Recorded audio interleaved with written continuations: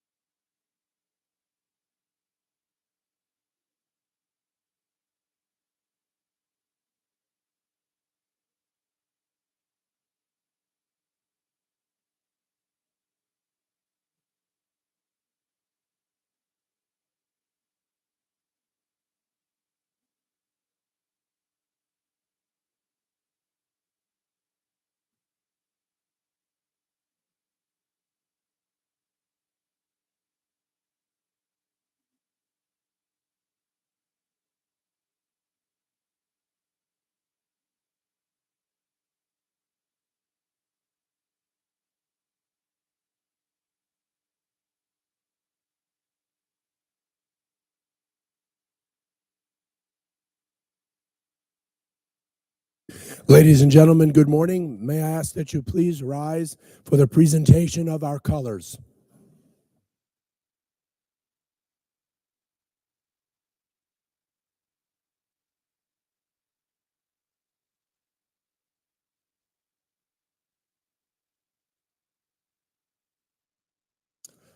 Color guard, attention. Forward, march.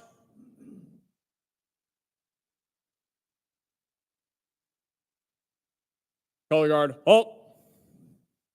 Color guard, prepare to post the colors.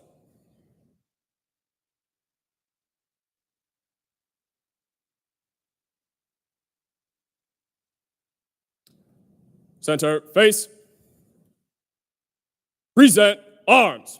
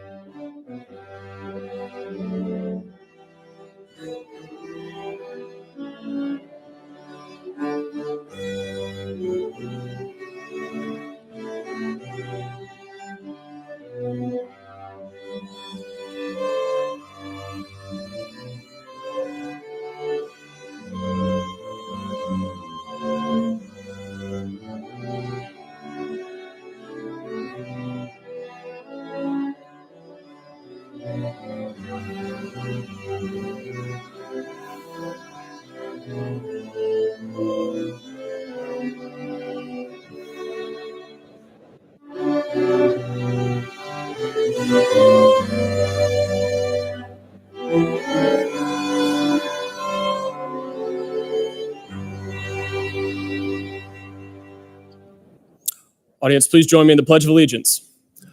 I pledge allegiance to the flag of the United States of America and to the republic for which it stands, one nation, under God, indivisible, with liberty and justice for all. Order, arms. Color guard, post the colors.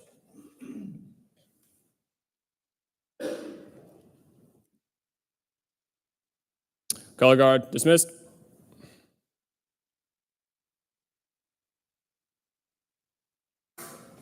Audience, you may be seated.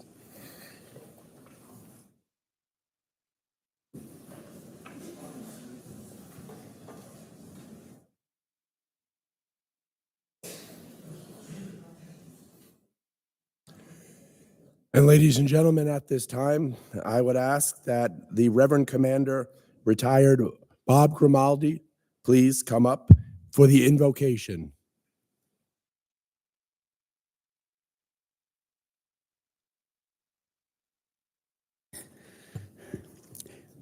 Mayor Jameson, thank you for the invite, and distinguished guests. It is an honor and privilege to be here.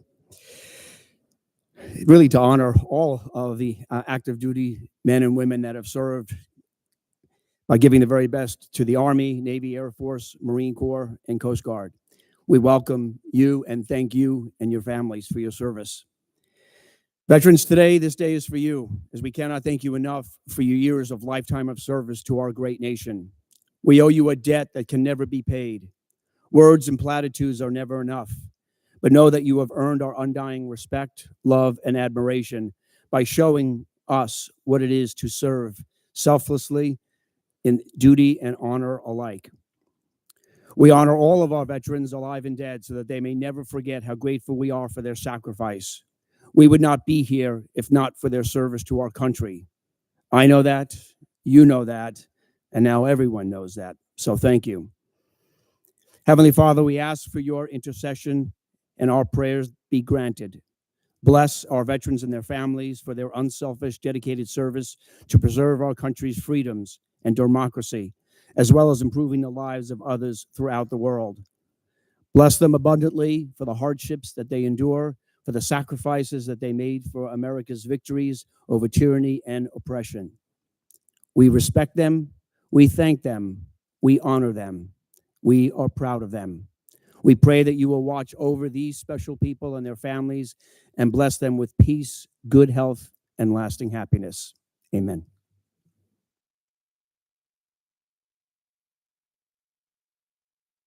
And ladies and gentlemen, at this time, I would like to introduce someone who needs no introduction, Milton's Mayor Peyton Jamison.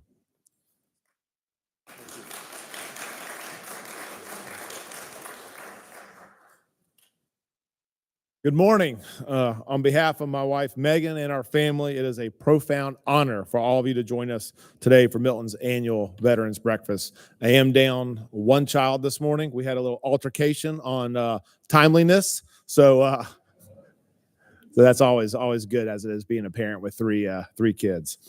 This event holds a special place in our hearts as it offers us an opportunity to pause, reflect, and give thanks to the brave men and women who have served our great nation.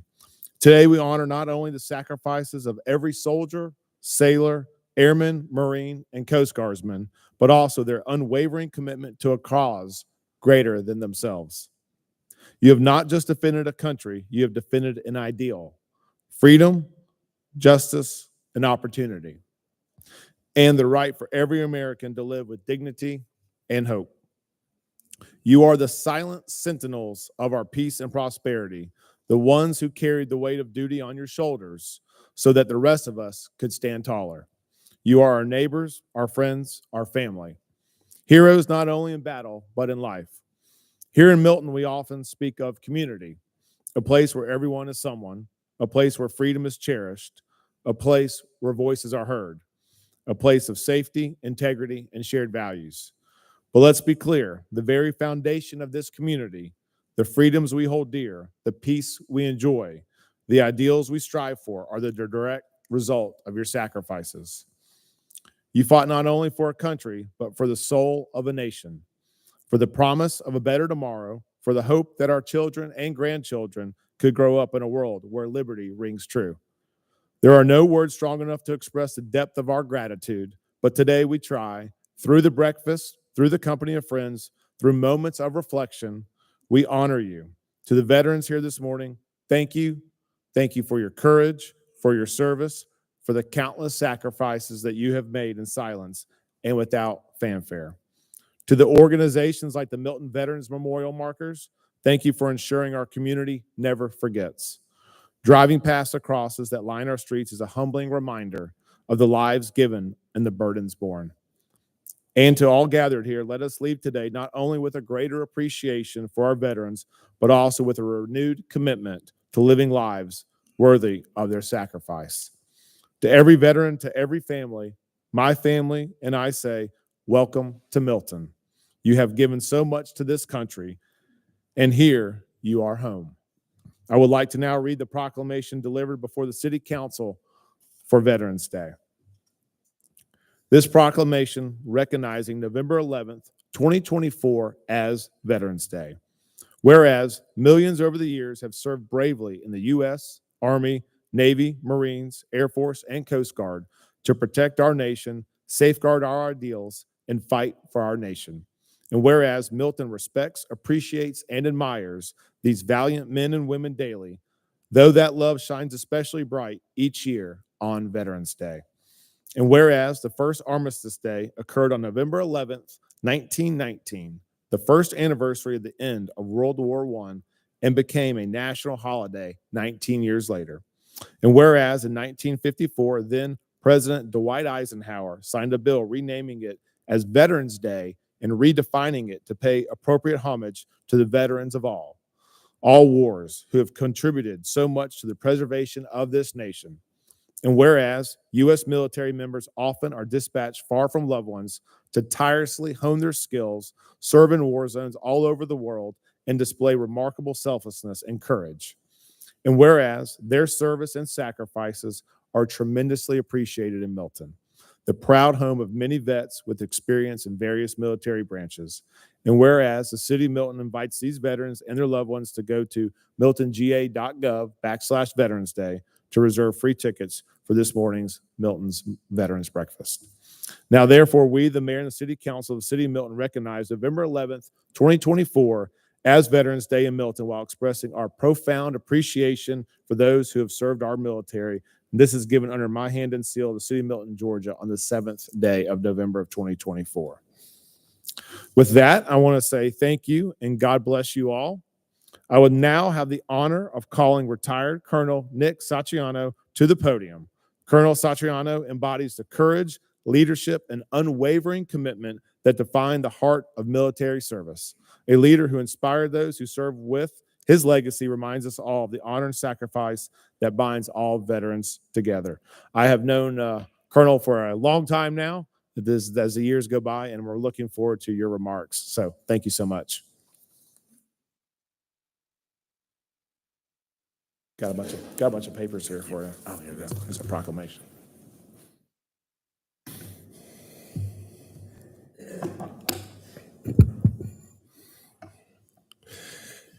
Thank you very much, Mayor Jameson, and good morning, ladies and gentlemen, and everyone in attendance here today for this very special event.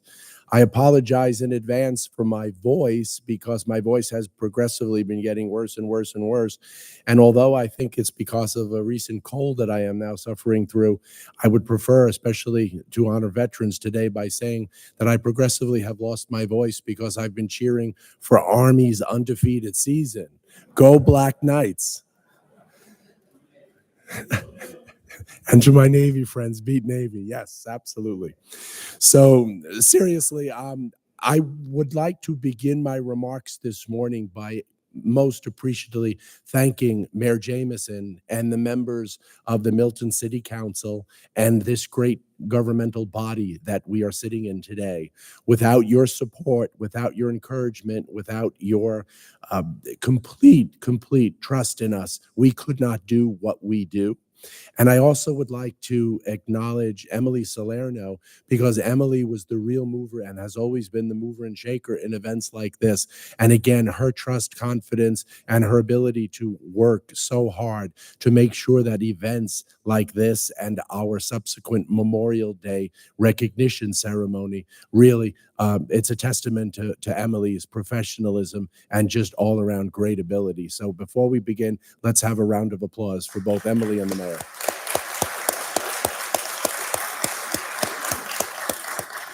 As I look around the room today, I really, I'm very happy to recognize something that I call like the common denominator in the room.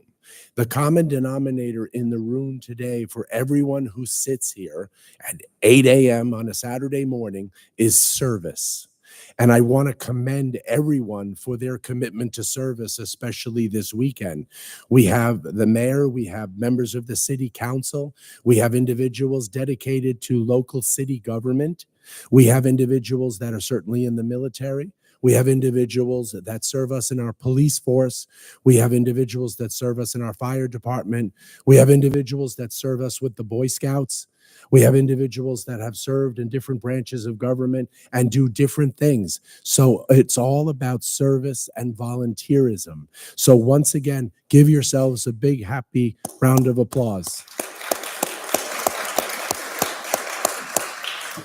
I also especially would like to acknowledge someone that has been very close to our association as well.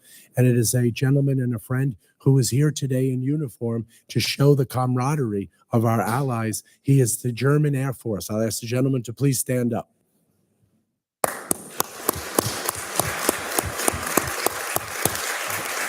Thank you.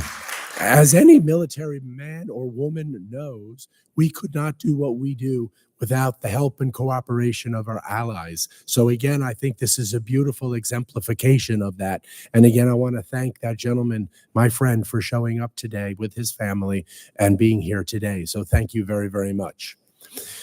You know, I like to normally start these things with a quote. And this morning, actually, I found a quote and I want to share that with you. And that is, it's actually a quote, certainly on the heels of the recent election we just had on Tuesday by the now President-elect Donald Trump. And President-elect Trump's quote here is, it says, "The most basic duty of government is to defend the lives of its own citizens. Any government that fails to do so is a government unworthy to lead." That is a very poignant quote because those entrusted to protect the citizens are those individuals that have a commitment to service. And as I described, those individuals on the local and city side and state side, but again today in particular, those individuals in the military. We have to look no further than throughout this beautiful community to recognize the 880, I'll say that again, 880 markers that are put about through our community by the volunteers from our organization and this community that decided to do that. 880 folks that I am sure, if they were here today talking to you, would likely share with you that their service and their ultimate sacrifice was something that they would readily do day after day after day, and something that they hold dear. Their service and their sacrifice clearly enables us to be here today, to sit in freedom, to enjoy each other's company, to share expressions, to have debates, to express different points of view with respect. But that's all possible out of the blood, sweat, and tears of those 880 folks out there that we readily pass through at this time of year and then during the Memorial Day holiday. It is so important to recognize that because, as I have said before, each of those markers represents a unique story. Whether that marker dates all the way back to the American Revolution, which we have, that goes through the various conflicts that we've had, most notably Vietnam and Korea and World War II, World War I, Afghanistan, Iraq, other conflicts, Bosnia, you name it, Panama. Those markers represent something that occurred in each of those folks' lives, basically, that changed their lives and the lives of their families forever. We can never, as the mayor said, forget their service and their sacrifices because they enable us to do what we do today, and that is admire them, love them, admire our flags, and also love our country and our nation. I am happy to say that we live in a university of different peoples that are universal in their love of this fabulous country. I'd like to share with all of the young people in the audience that it is your mandate to go forth today, to continue to love your country, because hearing this from me, I'm sure you will be understanding because you're here today. But I just like to say to the young folks in the audience, it is extremely cool to be patriotic and never apologize for that drive and ambition because, yes, you are the future. So I just want to make sure you know that. To our Scoutmasters out there, thank you so very much for taking the time to mentor those young men out there, especially with respect to the colors. So everybody, let's give those Scoutmasters a round of applause. Thank you.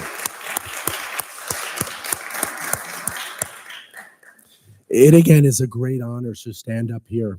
I am a 30-year veteran of the Army, and one of the best things that I ever did when I left school was join the Army. My story began a long time ago when I'm an only child. And unfortunately, when I was 12, I lost my dad. My dad was Navy and he had fought in World War II and he remained in the Navy Reserve. It ended up that actually I would get up early when he prepared for drill. We would have breakfast together and I was just enamored with looking at my dad in uniform. And when my dad passed and he enjoyed our family's the funeral, my mom was given the colors and that tradition. And my mom actually said to the gentleman, the Navy sailor giving us the colors, give them to him, to me. And I'll never forget that because that was a very special meaning in my life. And I have been blessed, as I'm sure all of you have been blessed with various wonderful things that have happened. But I turned around and said, you know what? I want to give back some service to the nation that gave me the opportunity to realize my dreams in school and in my family. And I chose to join the Navy. I also might add that I think my dad had the last laugh because my first love actually was the Navy JAG program. But at the time, I didn't make it. So I was rejected. So the Army took me. So that's okay, though, because I remember saying to my mom, because again, my mom and dad were so Navy oriented, well, hey, would dad be disappointed? And my mom looked at me and she says, it doesn't matter the color of the uniform. What matters is the service. And while we all enjoy with one another these fun little rivalries between the Army and the Navy and the Marine Corps and the Air Force and the Coast Guard and now even Space Force, the universality of those comments is that we all love one another. We all would die for one another. We all would bleed for one another. And we would all have each other's backs tomorrow in circumstances. Some gentleman that actually taught me a lot about that, and especially in coming to this organization, is in the audience now. And I know that his modesty would not necessarily permit me to share these remarks, but I'd like to also acknowledge Mr. Bill Lusk. Mr. Bill Lusk was actually the founding member of this organization. And with his drive and ambition and dream, those markers came to life and they continue to grow. Bill was just recently recognized as Milton's Golden Horseshoe Volunteer of the Year on Thursday. And I want to congratulate Bill because Bill, as a mentor, a friend, and an inspiration, again, is the living embodiment of service and sacrifice. And he continues to inspire others. So once again, Bill, congratulations.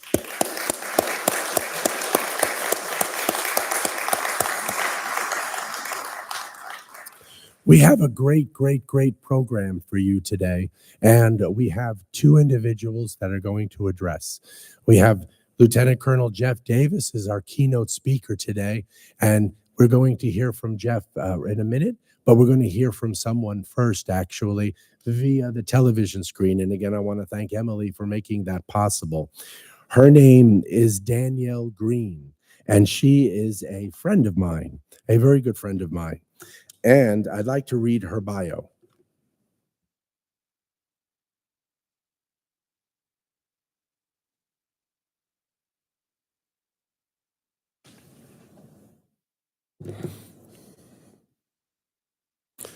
Danielle Green is a native of Chicago and now resides in Florida with her son.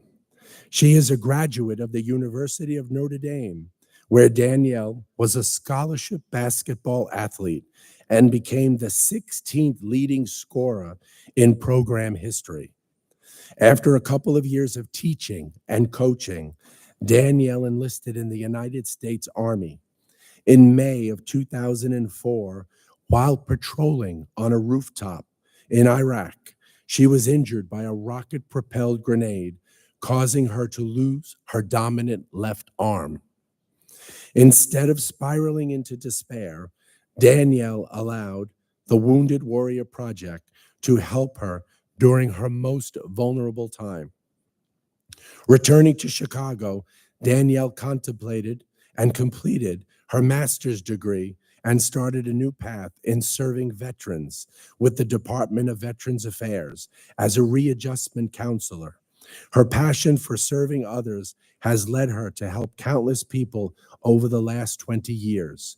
She has counseled warriors in mental health aided in veterans' transition to civilian life, and now travels the country to share her powerful story as a spokesperson with Wounded Warrior Project, in the hope that more veterans will reach out for the help they need.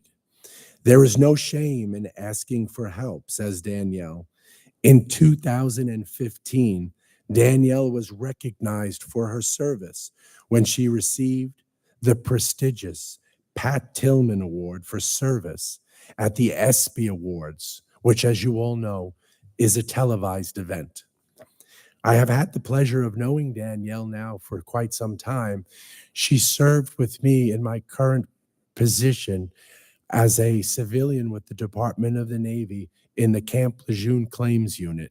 And Danielle is one of my paralegals and has helped me through countless cases where we are offering compensation for victims, veterans and alike, from water contamination at Camp Lejeune in North Carolina. So ladies and gentlemen, with Emily's help and our technician in the back, I would like very much for you to take a look at our 2 television screens and please enjoy Danielle's remarks.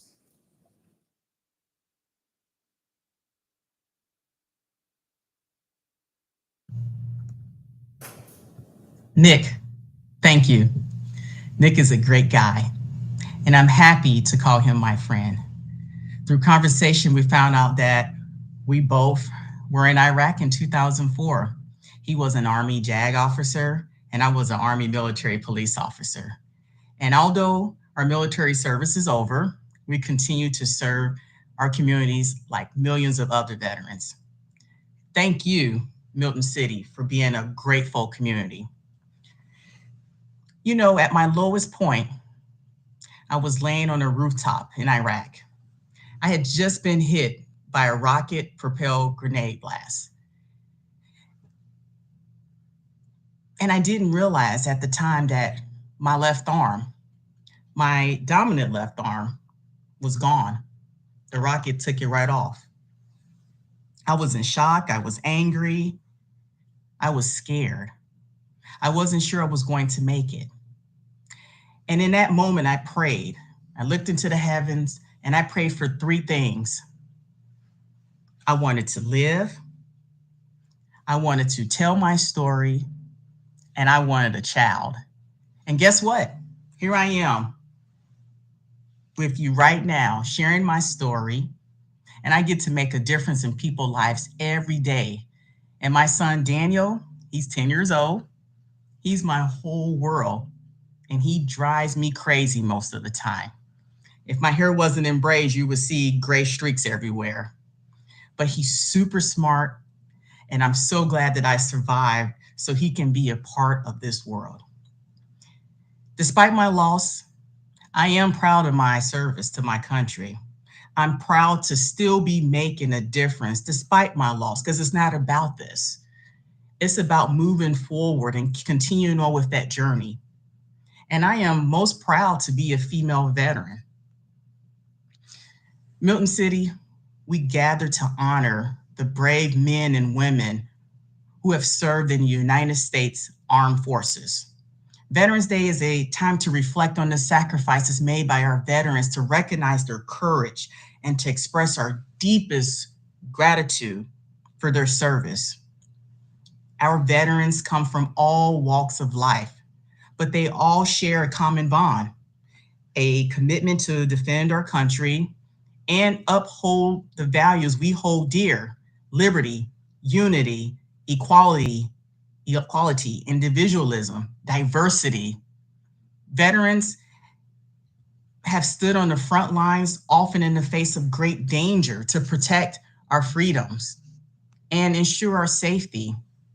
Their dedication and bravery are the foundation upon which our nation stands. When we return home, let's not look at them as broken or damaged. They're not machines. We're not machines. We're people.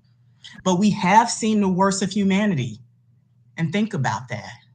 When you experience a hardship and adversity, what that does to a person.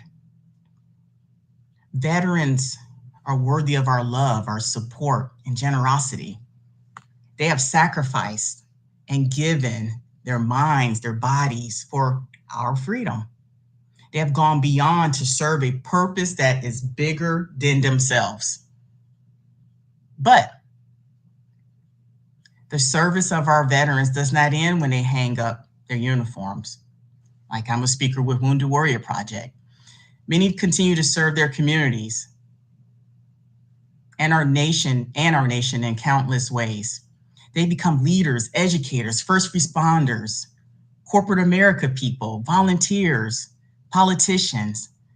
Veterans often take on roles that support and uplift others.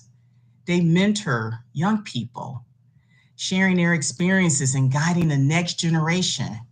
Their contributions are invaluable, and their impact is felt far and wide. They bring the same dedication, discipline, and sense of duty to their civilian lives that they demonstrated in their military lives. Today, we pay tribute to their service and sacrifice. We celebrate them on this Veterans Day. Let's make a commitment, not just on Veterans Day, but every day of the year, to support them in tangible ways, whether through healthcare, education, employment opportunities, or simply a heartfelt thank you. We must ensure that our veterans receive the respect and care they deserve and earn. In closing, let us take a moment to reflect on the words of President John F. Kennedy. As we express our gratitude, we must never forget that the highest appreciation is not to utter the words, but to live by them. Let us honor our veterans, not just today, but every day, by living in a way that upholds the values they fought to protect.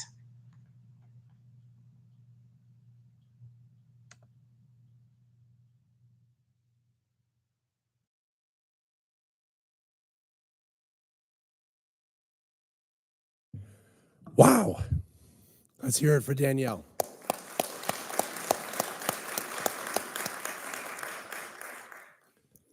Imagine how happy I was when she was assigned to me. But truly, I'm so happy that she was able to address all of you today, because she is a magnificent inspiration, a magnificent young lady that had something happen to her that she did not plan to have happen. Frankly, Danielle was destined for the WNBA as a result of her athleticism. But God had a different path for her.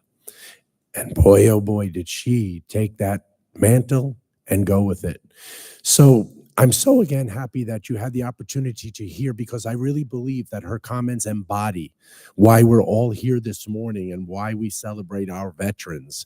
Because just like Danielle, each of those veterans has given us a gift, and we need to always remember them and never forget their service and their sacrifice, not only on Veterans Day weekend and Memorial Day weekend, but throughout the year, 365 days.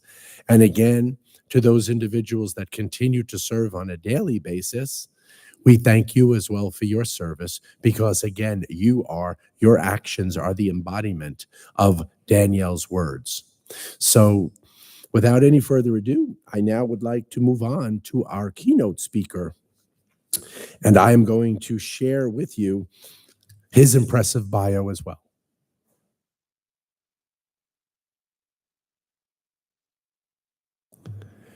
Jeff Davis served for 23 years in the United States Marine Corps.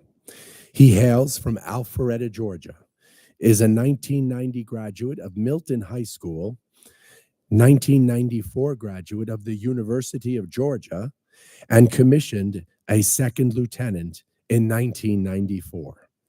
Jeff was designated a naval aviator in 1998 and served in several CH-53 squadrons as the weapon and tactics instructor, operations officer, maintenance officer, and commanding officer of HMH 463, During his operational tours, he deployed twice across the Asia Pacific, supporting a myriad of humanitarian operations and joint exercises, and deployed twice to Iraq, supporting Operation Iraqi Freedom in 2003 and 2006 and 2007.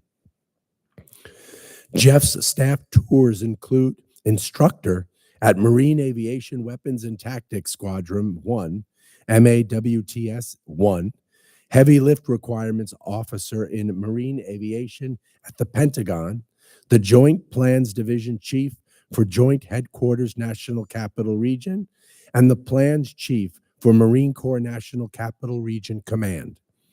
He is a graduate of the Weapons and Tactics Instructor course and holds an MS in National Security Strategy from the National War College.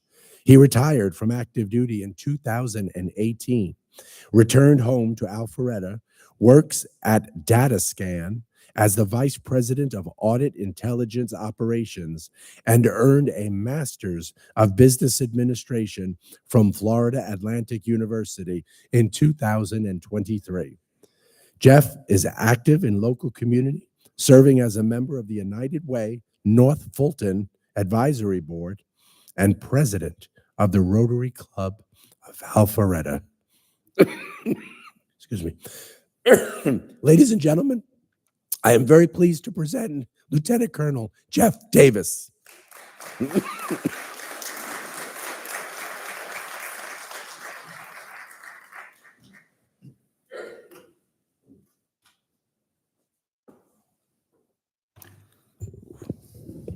thing's really in my face.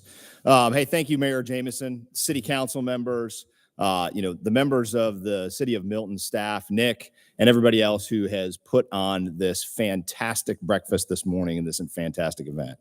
I will say this is the fourth speech I've given since 2021. And often I sit here and think about, well, what am I going to talk about to this group or any group? Because two things I want to do. One, I don't want to bore you to death. But number two, I do want to try to educate some folks and make it a little bit of interesting. I'm happy this is a breakfast speech, right? A couple times I've had to give lunch speeches. I know what happens right after lunch. In the Marine Corps, we used to call it the death hour, right? You see heads nodding. But anyways, all kidding aside, this week, I want to talk about leadership. I want to talk why it matters. But I do want to talk about the threats that are facing our nation.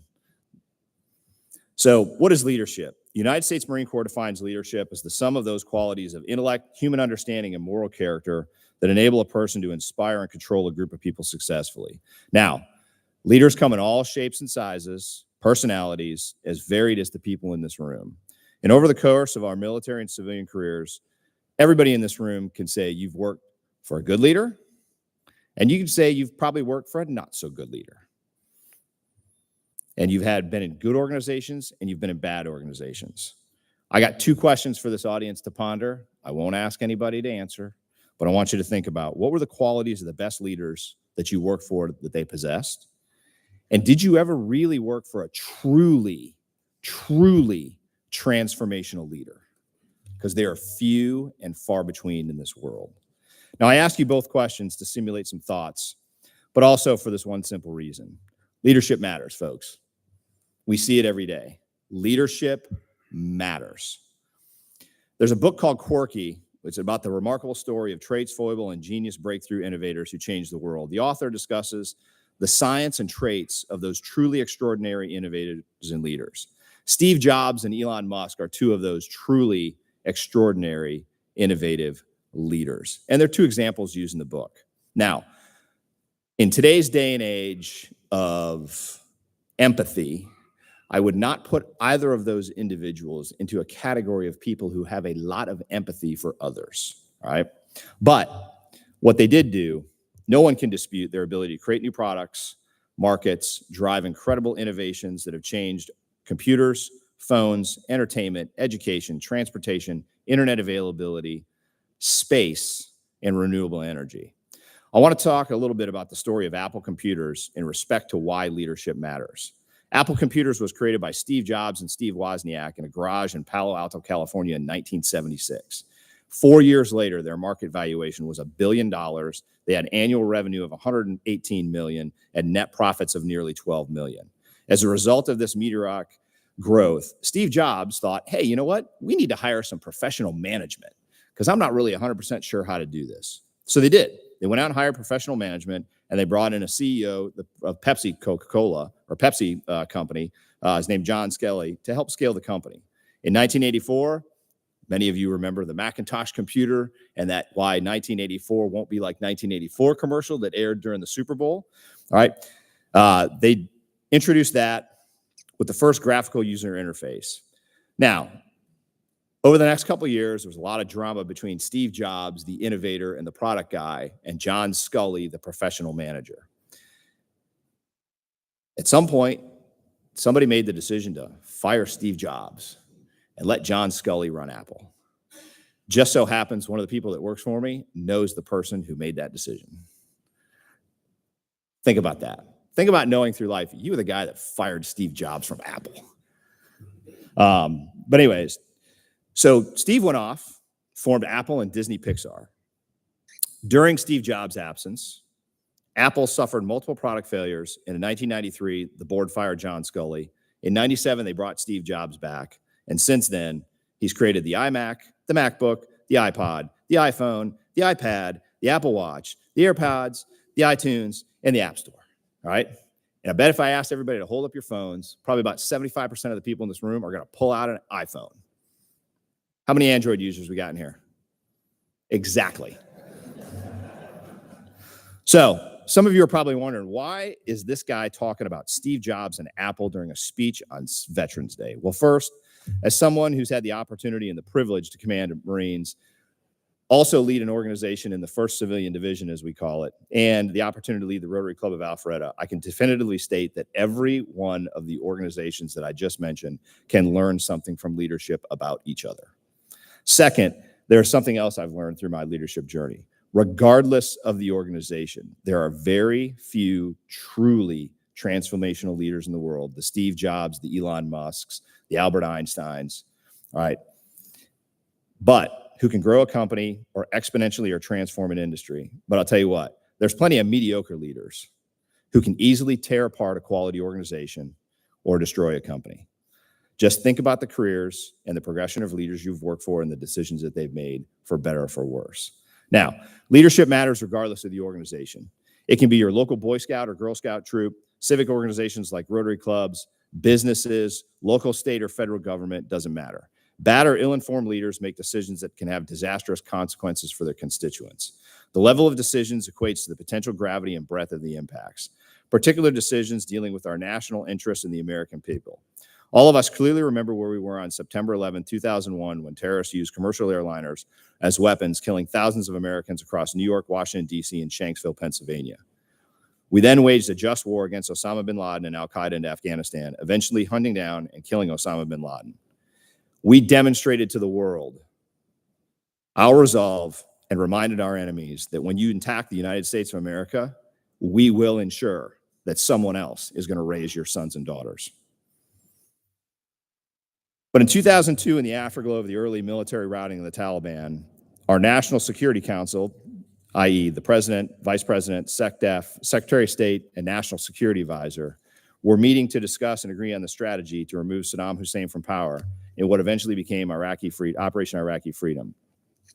Now, they based their strategy on 3 fundamental assumptions. 1, the Iraqi people would freely cooperate with coalition forces in rebuilding Iraq after the invasion's aftermath.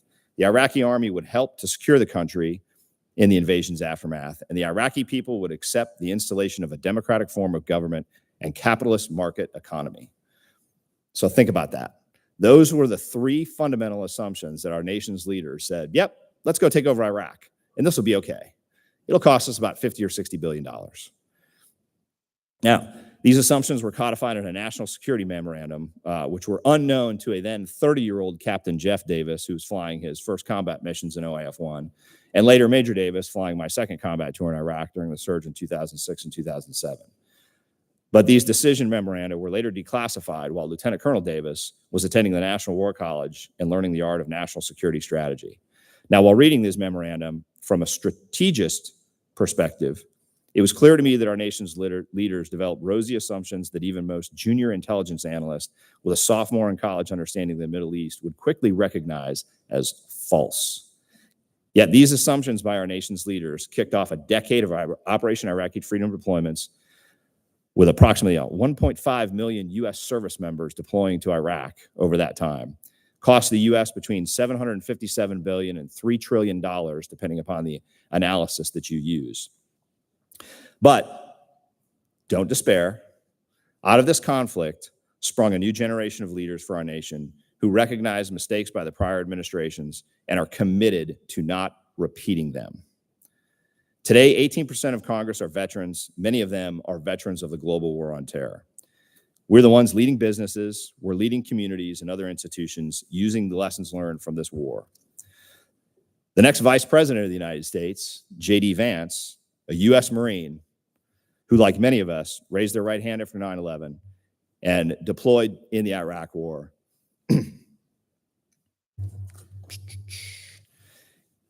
is going to be sitting next to President Trump in the Situation Room, advising him of when these challenges come. I sleep well at night knowing that a member of my generation who faced what I faced and knows what I know is going to be the one whispering in the president's ear and deciding whether or not to use our nation's military when the next challenge comes. Now, 2 years ago, I had the opportunity to speak at the coming Georgia Veterans Day, and I stated that it marked the second Veterans Day in a row where the U.S. was not involved in active combat operations. Now, since that day, our world has only grown more dangerous. Ukraine has been fighting for its survival after a Russian invasion. Now, North Korea, at China's direction, has committed troops in that war, which is a major provocation towards the United States and its allies. On October 7th last year, Hamas attacked Israel, killing over 1,200, taking 240 hostages, and plunging the Middle East into a new level of proxy war between Israel and Iran, which is still escalating today. This attack was preemptively launched to prevent Saudi Arabia from signing on to what's called the Abraham Accords and opening official diplomatic channels between the kingdom and Israel, which is a serious threat to Iran. Over the past year, the Houthis, an Iranian proxy, have fired over 200 drone and missile strikes on civilian shipping and U.S. warships protecting them. Our warships and equipment are supplementing Israel's air defense against missile and projectiles. China, Russia, North Korea, and Iran are currently coordinating and executing a worldwide campaign against the interests of the United States and its allies. Our military remains a critical deterrent, but the next 2 decades represent a shift in which the diplomatic, economic, and intelligence instruments of our national strategy will be front and center as we address looming challenges posed by totalitarian regimes with both the means and the will to fundamentally change the world as we know it. Now, while Iran and Russia are at the forefront of the current conflicts, I would argue, a far greater threat to our peace and prosperity lurks from the Chinese Communist Party. Not the Chinese people, the Chinese Communist Party. All right. Chinese people, they're like you and I. They're raising their families, they're growing their businesses, and they just want a life of peace. But today, this battle is not being waged kinetically on some small island in the Pacific, but on the economic, diplomatic, and information battlefields where the Chinese Communist Party is attempting to fundamentally alter the global institutions and norms established after World War II, backed by military and gray zone operations to slowly change the facts on the ground until it's too late, the proverbial frog in the boiling pot of water. China is using a strategy developed by 2 PLA colonels named Zhao Lian and Wang Zhaozi, who they developed in the late 1990s, called unrestricted warfare, where they detailed exactly how China is outmaneuvering the United States today. A mentor of mine stated that we are much closer to 1939 than we are to 2049. 2049 being the 100th anniversary of the Chinese Communist Party. And I completely agree with his assessment. Since President Nixon's term in office, the U.S. has operated under the fundamental assumption that bringing China into the world order would eventually erode the Chinese Communist Party grip on the country, bring freedom, peace, and prosperity to China, along with a non-threatening government. Sounds familiar. In the early 2000s, the U.S. and our companies, we're providing about $10 billion a year of foreign direct investment into China. By the end of 2020, that was over $100 billion in foreign direct investment. The United States, in its attempt to bring China into the norms of Western society, has essentially funded China's military buildup and assisted in the intertwining of our country's supply chains. I hate to be the bearer of bad news to everybody, but the assumption that China was going to become a free and prosperous and democratic society has quickly proven false, and we are spiraling towards a more dangerous world in the Cold War of the 20th century or the global war on terror. We were able to defeat the Soviet Union through a large military buildup because the Soviet economy was not large enough and siloed from the rest of the world to compete. China, on the other hand, has the second largest economy in this world, and its economic reach is ubiquitous. This is a far greater challenge than we faced with the Soviet Union. In October of 2022, China concluded its 20th Party Congress, which it has every 5 years, and it anointed Xi Jinping to an unprecedented third term as the Chinese president and consolidated his power amongst a group of loyal men. He controls the military, the security agencies, the organization and personnel systems, and the propaganda system. In a public demonstration of his complete takeover of China, Xi had his predecessor, Hu Jintao, escorted out of the Congress by security personnel and wouldn't even bother to acknowledge his predecessor leaving the room. We just had an election here this past Tuesday. Fast forward, I want to put this in your minds. Imagine January 20th, 2025, shortly after noon, President Trump is elected the president of the United States.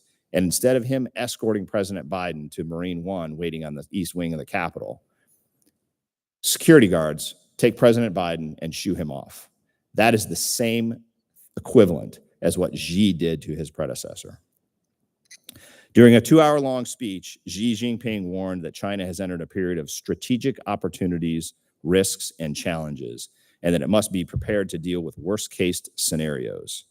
These worst-case scenarios, combined with his consolidation of absolute power and his surrounding himself by loyalists, is a very ominous sign for the island of Taiwan, which China eventually wants to reunify and take.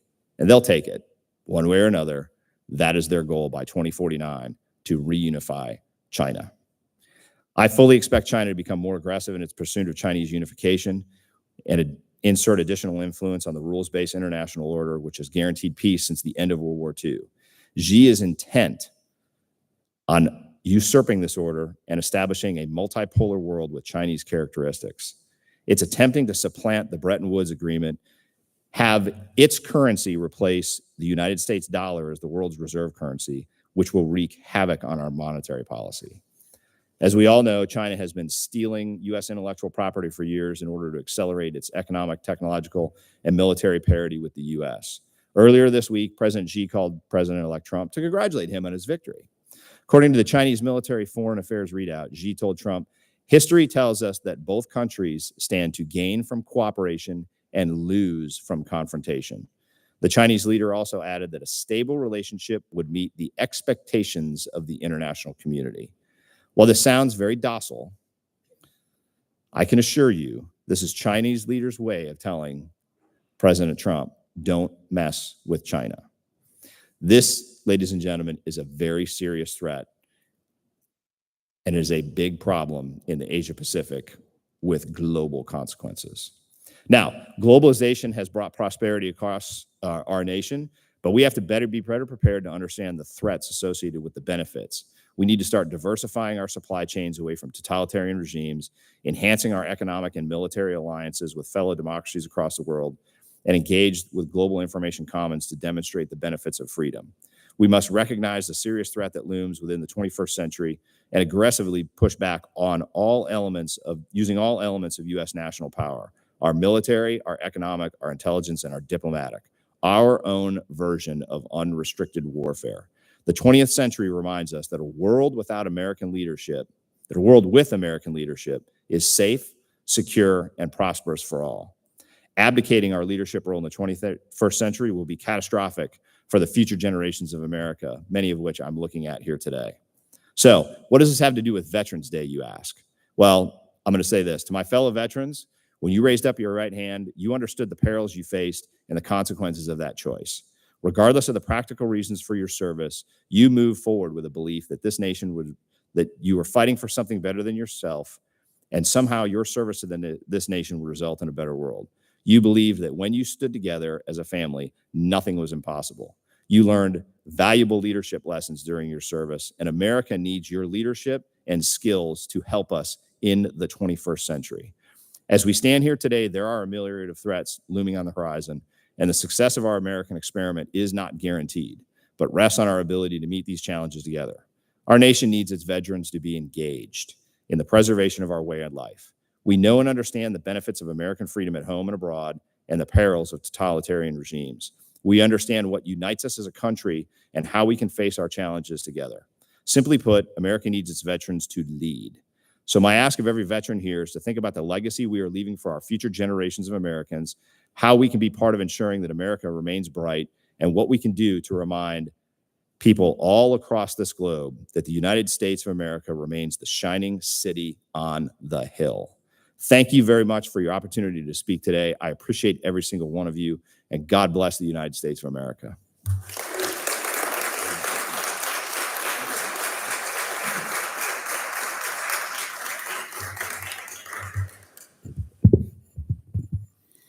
Thank you very much, Jeff, for those beautiful remarks and for your comments about Veterans Day and why we are here today, and certainly our nation going forward. Mr. Mayor, if you could come up for a quick second, and Jeff, if you could return. On behalf of Mayor Jamison and the City of Milton and the Veterans, Milton Veterans Memorial Marker Incorporated, I want to thank you and present you with this gift. Thank you. We very much appreciate your remarks. Thank you. Thank you. Thank you, Mayor. Appreciate it, man. Appreciate it.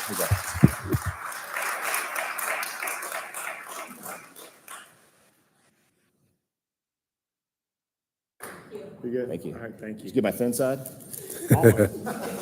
Thank you. You know, Jeff's comments and Danielle's comments remind me of a very important message. And in the legal world, as an attorney doing some trial work, basically there's an expression that says that the real litigation begins after the case is over. And for the attorneys in the room, they'll know exactly what that means. For the veterans in the room, you know, everyone believes that your service doesn't end when you take the uniform off. And I'm sure that's very common for, again, our police and our firefighters and our first responders as well. And one of the real joys of doing this work that we do and placing those markers out there is twice a year, or really 4 times a year, we deploy them and then we pick them up. And the beauty of that day, as Bill and I and Mayor Jamison have experienced, is the beautiful sense of the volunteers that come out to do the work, to place those markers or to pick them up. Thanks to Bill, it's a military operation because we have folks doing flags and we have placement and we have people that hammer and people that place, and we have it's a very strategic operation, which results in what you see out there. But what's really great is that in another week or two, when we pick up those markers and store them for the next few months until Memorial Day, again, it's beautiful that the young people and the older people come on out as a community. So again, to those individuals that have done that, I really want to thank you very, very much because that's just tremendous for you to do. So in concluding, before we conclude today, I want to also thank some individuals as well. And I want to recognize one that is here. Bill and I would like to thank Mr. Tom Fiorello. Tom, please stand up. Tom is a fellow board member as well. And again, the work that goes on behind the scenes is a lot in terms of our organization in preparing for the markers, getting the supplies, doing what we have to do, planning them, and doing everything that's part of them. So I want to thank Tom very, very much. Some other people in the community that you may recognize that are not here today is Justin DeCudo, Adam Danella, and Mr. Ron Wallace is also a board member as well. And I want to thank them very, very much, Mr. Clint Johnson, and some board members that have now gone on, unfortunately, and left us. But we want to thank all the board members, and I want to thank the board members. As the chairman of the board, I get to work with these great guys. And you know what? In the immortal words of probably my greatest mentor was a gentleman that worked with me at the Army General Counsel's office. When they asked him about, how is it that his office just enjoys such success? And I'm sure the mayor, you would agree with me. His remark to everybody is, I just try to stay out of their way. So they're great people, and I really want to thank them very, very much. I also want to actually specifically point out, because with Jeff's words today, Sergeant Major Paul Hershey, I'd like him to stand up as well. So, Sergeant Major Paul Hershey is a dear brother and friend of mine. And he has led troops, led Marines, led thousands of Marines. And one of Sergeant Major Hershey's last groups and jobs was Sergeant Major of the Pacific. And how many? 7,000 was it? Marines? Yeah. 60,000 Marines. And while I know this is probably impossible for everyone to truly believe and fathom, I challenge you that it is the truth, that in speaking about leadership and great leadership, any military, police, fire department, first responder, scout, any person in a leadership capacity will know that their number one job is to take care of their fellow soldiers, sailors, airmen, Marines, police, firefighters, scouts, and make sure that those individuals have the opportunities that you had. So Sergeant Major Hershey knew a lot of first names, knew a lot of wives, knew a lot of friends and family members, moms and dads that needed help, because that was his job, to take care of his Marines. So again, I want to thank him very, very much for that. Okay, now before we conclude, there's a couple of fun things I get to do. How many Army vets are in the room? Army vets, stand up.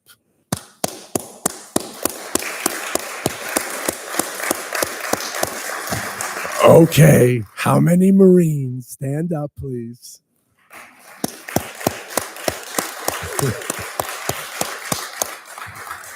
How many Navy vets are in the room?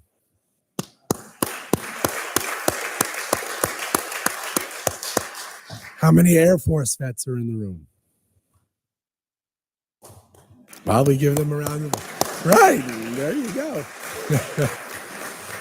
Dare I say, I don't think we have any, but how many Space Force individuals do we have in the room? Probably none. However, I will challenge all of our young people in the audience that the word on the street in the halls of the Pentagon is that Space Force is the place to be.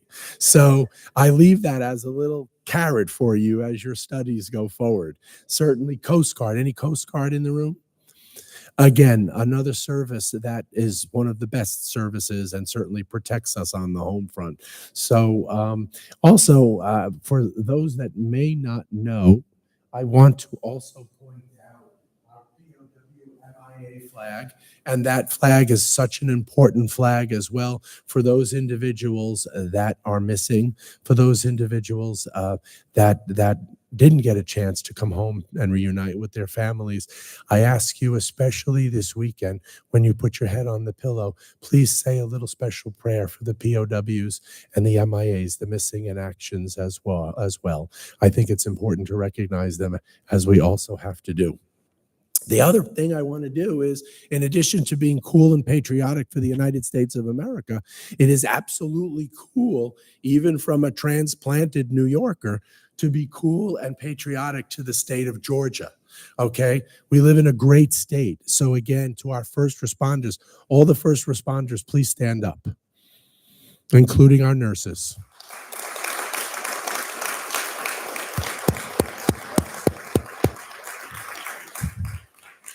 Thank you very much.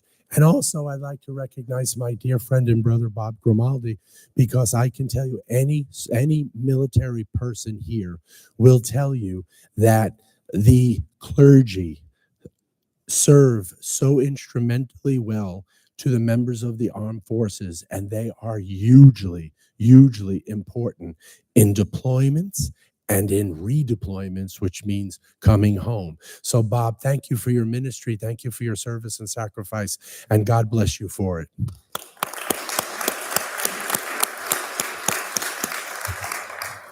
And I couldn't conclude without recognizing perhaps maybe the most important group in the room, and that those individuals who enable us to do what we love and to do it so well without thinking about what needs to be home on the home front. I want to recognize all of the military and certainly Mrs. Jameson, the spouses that actually are the backbone of what we do. So all of the military spouses and family members, please stand up, please.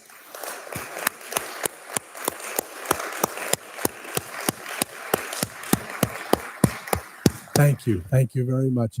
As anyone in the program will tell you, we like to say, as Jeff said, don't mess with the guys and ladies. Don't mess with those in uniform. But even worse, don't mess with a military spouse. All right? Because they rule the roost, and that's it. But we do appreciate their service and sacrifice, and all you kids out there. Like I said, I enjoyed watching my dad be in uniform, and that inspired me. So again, thank your parents for what they do for you, and enjoy what you have because of their hard work and their sacrifices, because they only want you all to actually prosper and do really well and serve us someday as well. So, okay, recognitions. I am going to ask.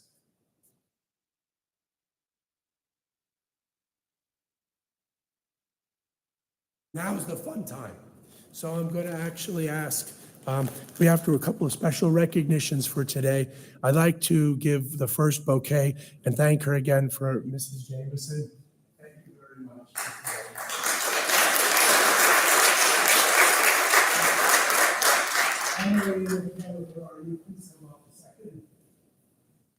Again, ladies and gentlemen, Emily and Michaela for just doing a great job in organizing and supporting.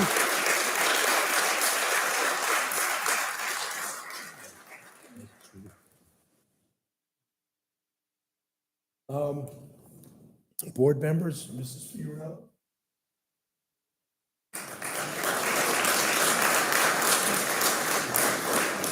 And Bill, I have a bouquet for Janie that you have to bring home as well. So thank you very, very much to Mrs. Lusk as well. All right. In closing, before I ask Bob to come up and do our benediction, again, I like to start with quotes and I like to end with quotes. So one of the quotes that I took a look at here is an old quote from former President Ronald Reagan. And the quote goes, "Some people live an entire lifetime and wonder if they have ever made a difference in the world. A veteran doesn't have that problem." And that's true. So we thank all of our veterans today for their service and sacrifice and for everything that they've done. And then the last quote today that I'll share with you is something that echoes what Danielle chatted with us about. And it's from the great Gary Sinise, who has committed his life to veterans and the causes and supporting veterans. And the quote goes, "While we can never do enough to show gratitude to our nation's defenders, we can always do a little bit more." So let's all continue to really pledge to ourselves that we do that for our veterans and our folks that might be in need, and for our folks that are not necessarily in need, but actually appreciate the recognition, again, like our police and firefighters and our first responders. I just also like to recognize personally my family for being here as well. My two daughters, Jessica and Gianna. And I also would like to welcome and say how excited I am. This is the first ever time having wed in early August, have a son-in-law. So thank you for being the son I never had. I appreciate it. All right. Well, I wish everyone a happy and glorious Veterans Day. Again, Mayor Jameson and the city, thank you for supporting us, the veterans organizations that work with different veterans. Please enjoy going through that community and taking a walk or driving by or walking your dog past those markers and enjoy the messages. Just for public announcement, in case anybody is wondering, we are non-denominational, but what we do is we add the name of the veteran and the conflict that the veteran served in, because I can assure you the veterans would request nothing more than that. And that's all. So again, I want to say thank you very, very much for being here today. God bless Milton. God bless Georgia. God bless the United States. And God bless the military. And most of all, God bless our veterans. Thank you. And Bob, if you would come up and the benediction.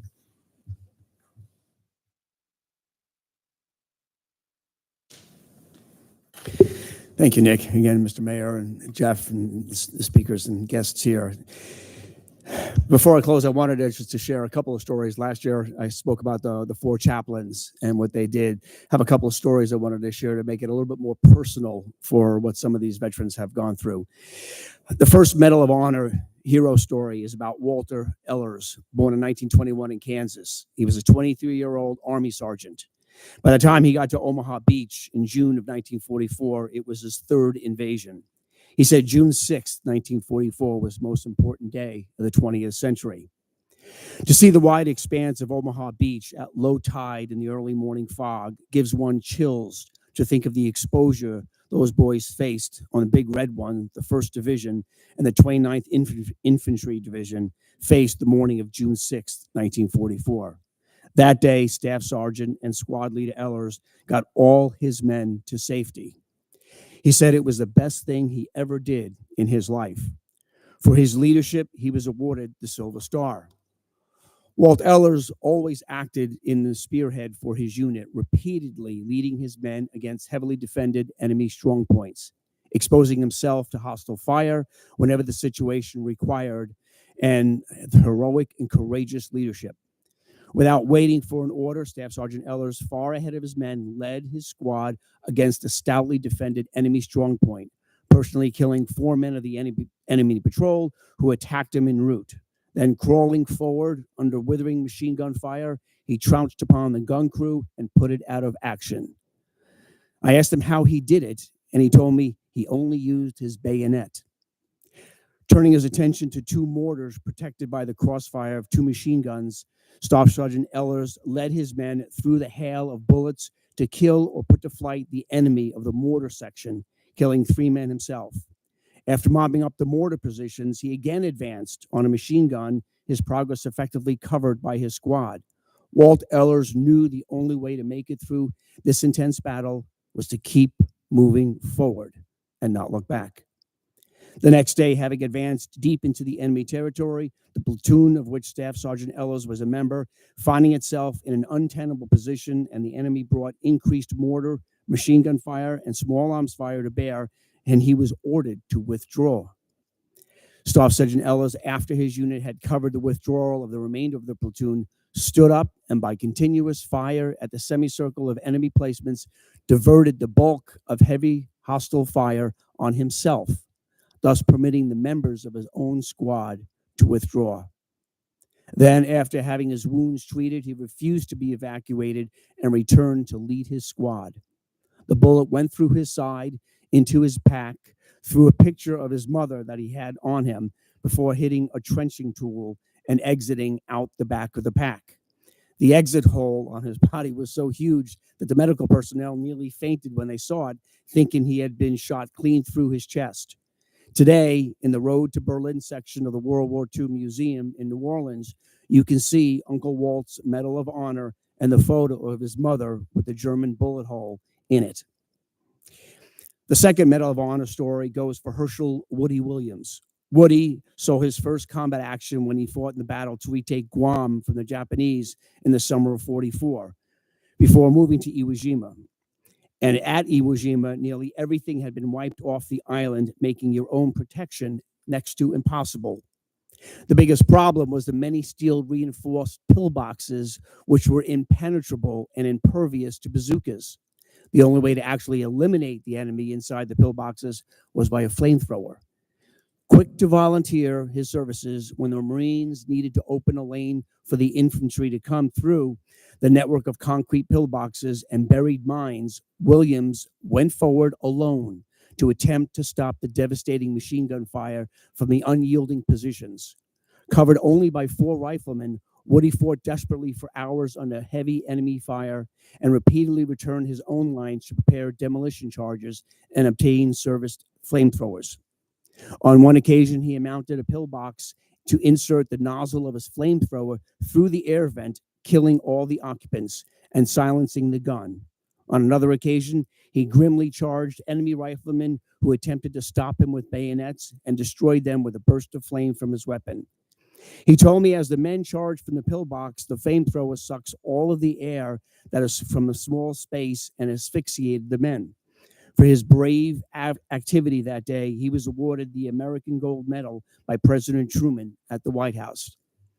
The Congressional Medal of Honor Society uses these following words to describe a Medal of Honor recipient: gallantry in action, above and beyond the call of duty, risk of life, selflessness, exemplary action, unwavering devotion, conspicuous gallantry, and extraordinary heroism. The words enshrined with the Medal of Honor captured the best of what it means to be human. By remembering, supporting, and honoring the sacrifice of men like Woody Williams and Walt Ehlers, we pass on the true meaning of freedom to the next generation.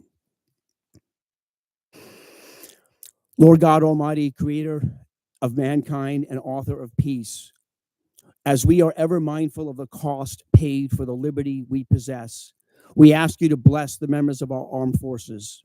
Give them courage, hope, and strength.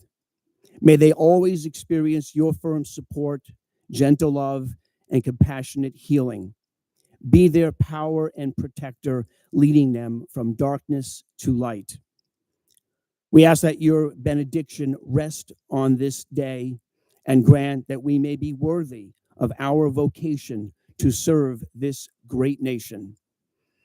Almighty Father, help us to remember that freedom does not automatically perpetuate itself, that we have to work at it, nurture it, protect it, and pray for it.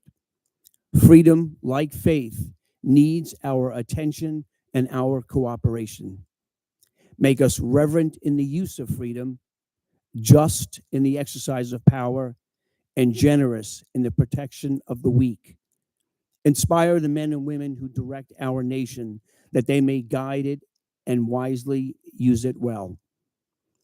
We especially pray for your counsel, and in the face of danger, your protection, and in sorrow, your love, and in peace. To you be all glory, honor, and praise, now and forever. Amen.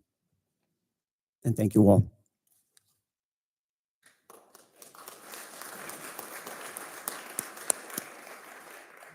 Well, ladies and gentlemen, thank you again. This concludes our ceremony for today and our breakfast. Thank you very much. Have a wonderful weekend. And again, God bless you all.